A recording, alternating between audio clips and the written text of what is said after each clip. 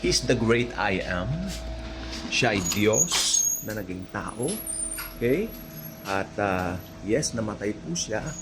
Pero hindi siya hinawakan ng kamatayan dahil siya mismo ang may akda ng buhay. Good morning po sa ating lahat. Ngayon po, samahan niyo po ako at ating pong pag-aralan ang pitong huling wika. No? Hindi po yon. Ang pitong I am ni Jesus o yung ako nga ang tinatawag. Ako. Alam niyo sa Bible, pag sinabing ako, mabigat na salita dahil it refers to deity. It refers to God, Godhead. Kaya nung sinabi ni Jesus na, di ba, may sinabi siya, tapos pumulot sila ng bato at babatuhin siya ng mga Hudyo. Okay. Nandito po yon sa 7 I ams of Jesus. The 7 I ams of Jesus.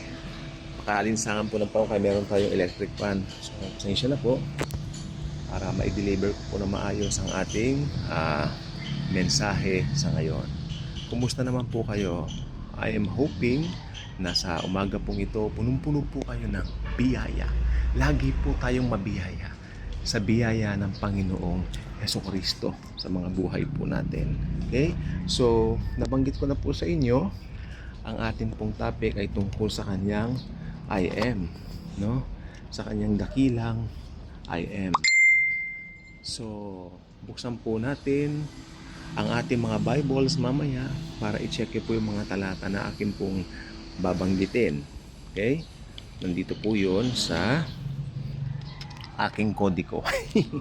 Boss, may kodiko po ako para hindi po tayo maalis sa ating focus, no? Okay. Nilista ko po yung mga I ams ng Panginoong Jesus at ang ano niya, ang unang I am ni Jesus ay buksan po yung mga Bibles niyo sa John 6:35. John 6:35. Yan po. Anong sinabi ni Jesus sa John 6:35? I am the bread of life. I am the bread of life. Ako ang tinapay ng buhay. Alam nyo, kaugalian po natin mga Pilipino na kada morning, hindi po mawawala sa pagkainan natin ng pandesal. Pag nakikita ko po yan, naalala ko, kailangan natin si Jesus. Bawat Pinoy, kailangan si Jesus Christ. Okay? Sapagkat yung pagmamahal natin sa pandesal, it reflects the truth, okay, that we need Jesus. Because Jesus is our daily bread. Alam niyo yung devotional na daily bread? That's very, very powerful. Yun po ay daily bread na kailangan laging binabasa. Pero bukod sa doon, si Jesus mismo yung tinapay ng buhay. Yan po ay nasa John 6:35. Napaka-limited lang ng time natin. 10 minutes lang pong bigay TikTok sa atin dito sa video ito. So, proceed po tayo sa pangalawa. Jesus is, sabi ni Jesus, I am the light of the world. Nasa John 8:12. Sa kadiliman ng mundong ito, si Jesus po ang liwanag. Pangatlo, I am the door. I am the door and Jesus. Nasa John 10:9. Alam nyo, nakakalungkot. Marami mga tao ang nawawala ng pag-asa, pag-akala nila na pagsaraduhan na sila ng opportunity, sumara na ang pinto ng oportunidad sa kanila, di ba? No. Habang nandito tayo sa mundo, okay, at na kay Kristo ka, ibig sabihin, tumanggap kay Kristo bilang Panginoon at tagapagligtas, alam mo na si Jesus ang pintuan. Laging may bukas na pintuan at ng opportunity para sa iyo. Dahil nandiyan si Jesus sa iyo kung Kristiyano ka. At yung mga hindi pa mananampalataya ni Jesus, gusto mo ba ng opportunity na maganda? Tanggapin mo si Jesus bilang Lord and Savior mo. Sapagkat lagi magbubukas sa iyong opportunity ng maraming mga pagpapala pag nasa iyo si Kristo. Pangapat, I am the good shepherd. Ako ang dakilang pastol. Nandito po yan sa John chapter 10 verse 11. John chapter 10 verse 11. Yan po siya. Basta mo yung kodiko natin. John chapter 10 verse 11. Alam nyo, nung tayo po ay masave, nung tayo po ay maging mananampalataya ng Panginoong Jesus, hindi niya tayo iniwan, no? Gusto ng Panginoon, patuloy pa rin niya tayong protektahan, gabayan, Kaya siya ang ating shepherd. Siya ang ating pastor. Siya ang nangunguna sa atin. Di ba? Siya ang ating shepherd na hindi tayo lilinlangin, hindi tayo lolokohin. Pag sinabi niyang ganon, ganon, maaasahan natin ang Panginoon Kristo natin. Okay? Sa bawat araw, siya ang hayaan nating manguna sa ating mga buhay. Siya ang hayaan nating mag-lead sa atin sa mga buhay po natin. Panglima, I am the resurrection and the life.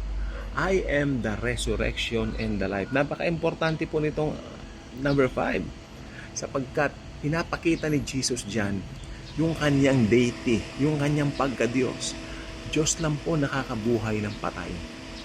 At sinabi niya, ako mismo ang buhay. He is God. Diba?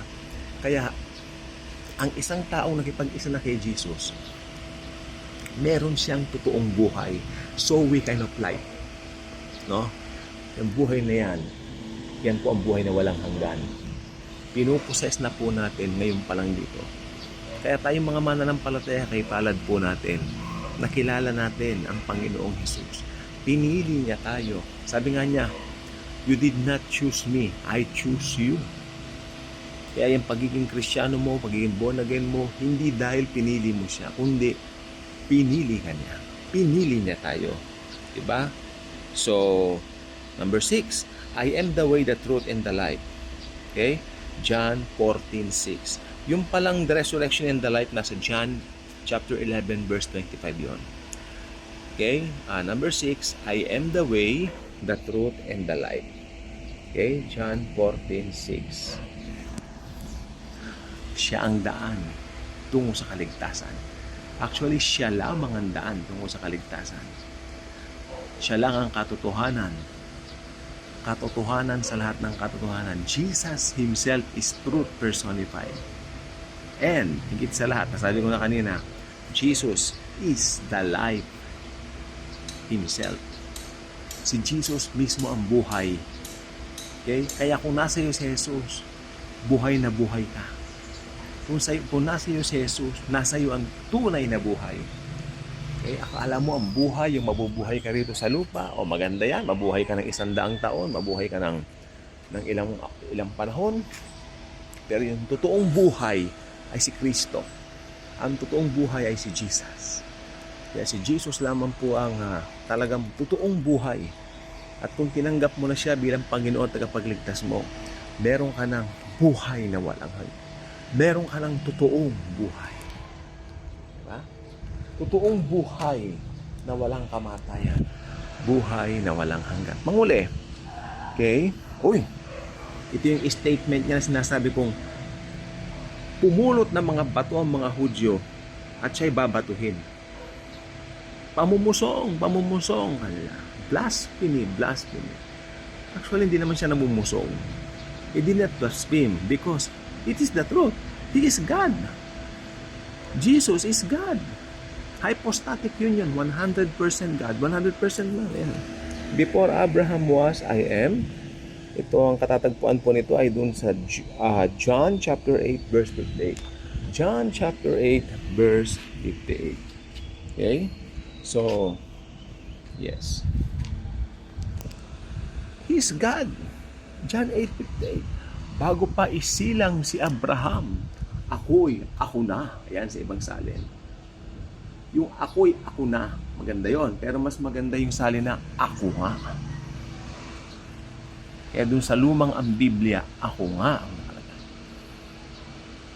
Siya talaga yon, yung persona. Kaya kung na kay Jesus ka, busog na busog ka. Kompleto ka. If you have Jesus Christ, tulad nga nung sinabi nung aming parang tita na rin nung araw, nakasama namin sa mentoring group, tsaka sa Bible studies, tsaka sa mga, ayan nga, yung mga cell group na ganyan, no? Bible studies. If you have Jesus, you have everything. Nag-sunk in po yun sa akin. Okay, dahil I have everything, I have Jesus. You don't have to feel inferior, you don't have to feel insecure kahit kanino ng mga tao dahil si Jesus ay nasa atin. The real life Himself, Jesus Christ, is living with us. So, yun lang po. Thank you. God bless.